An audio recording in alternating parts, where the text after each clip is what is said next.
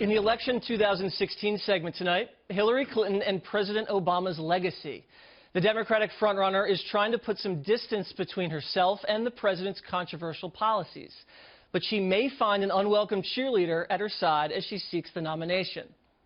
I think we will have a strong Democratic nominee. I think that Democratic nominee will win. I think I will have a Democratic successor. And I will campaign very hard to make that happen for a whole variety of reasons, because they're far more likely to share my fundamental vision about where America should go.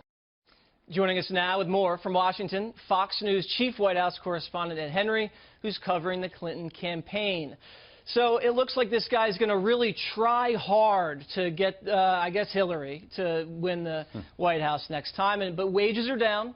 It's chaos overseas, and Obamacare is very unpopular. Is she going to really have him hand in hand with her in these swing states out in the sun? Is that really what she wants? Not in the swing states, but you can bet she's going to want him to help turn out the vote among African Americans in particular. That's going to be important in the primaries for her without an Obama endorsement. That hasn't come, obviously, but in a general election as well, to make sure that turnout is there. His legacy is on the line. That's why you hear President Obama saying he wants a Democratic president. If you get a Republican president, it's more likely that Obamacare is going to be repealed, for example. So on the domestic front, he has a lot riding on it. On national security, that's the real pressure point for Hillary Clinton. Yes, there are some struggles with her, where she stands compared to the president on trade or on Keystone Pipeline, but those are not going to be the big issues that drive this election.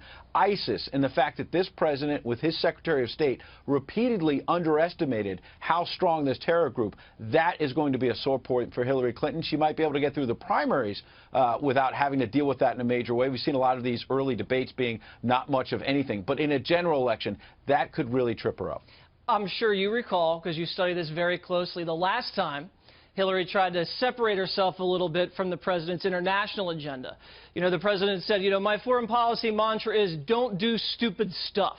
Right. And then Hillary came out and said, you know, that's not really a foreign policy concept. Don't do stupid stuff. And she was quickly smacked down by the president's team, and she actually ran back and apologized. So do you think she has the backbone to, you know, really stake her claim and say, this is where I'm different from President Obama? I think you've put your finger on the most important element of this whole back and forth. Any incumbent president has this issue. Ronald Reagan had it with George H.W. Bush, for example. How much you campaign for him? Bill Clinton, Al Gore.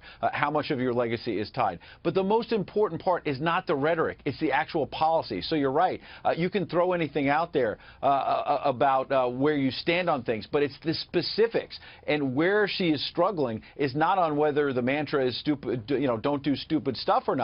It's the fact that when she gave a major speech on her ISIS strategy a couple of months ago, it was not much different than President Obama's. Right. So if you want real separation, you've got to say more than just, we're going to do more airstrikes, we're going to get more Arab allies and more diplomacy, we're going to step all that up. She's going to have a real break on some of these issues to show that she substantively will be different, not just in speech, but in actual substance. I see some more real crucial vulnerabilities for Mrs. Clinton also that I think could be exploited. You have Gitmo. Does Hillary Clinton believe we should shut down Gitmo and bring these terrorists to U.S. soil? Does Hillary Clinton believe that we should allow sanctuary cities to flourish just like President Obama? And does Hillary Clinton agree with President Obama that Obamacare is this great success? I think those three things, if you can kind of get that wedge in there, could really damage her politically. Yeah, well, you know what? You're putting your finger on a whole series of issues that are going to be very difficult for Hillary Clinton. And I bet the strategy from talking to her people is going to be very simple. I'm with the president. But you know what? Not President Obama. President Clinton. Ooh. Next Monday, she is going to be deploying Bill Clinton. We've just learned today that next Monday, Bill Clinton's doing 2 events in New Hampshire. She's trailing Bernie Sanders there. It's one of her only sore points right now in the primaries, trailing Bernie Sanders in New Hampshire. Bill Clinton was the comeback kid there. Look, she has started in recent days talking a lot more on the trail, not just about sending them out there, but talking about the Clinton jobs record, for example, the Clinton economy. So that is the big thing to watch in 2016, talking more about President Clinton, not President Obama. Quickly, do you see that as a sign of weakness when Mrs. Clinton goes out and she says, you know, I'm a woman, hear me roar, but getting a little tight in these early primary states, let's listen to Bill raise some money and fire up the base. Do you agree with that? Well, I think in fairness to her, in the early months, the complaint was, where's Bill Clinton? They're hiding him because of the Clinton Foundation. And she was, to your point, trying to stand on her own 2 feet. Now, it's about simple politics. They want to bring in the closer. It's like Mariano Rivera back in the day with the Yankees. Bill Clinton's the closer. All right. Thank you very much, Ed. Great pocket square.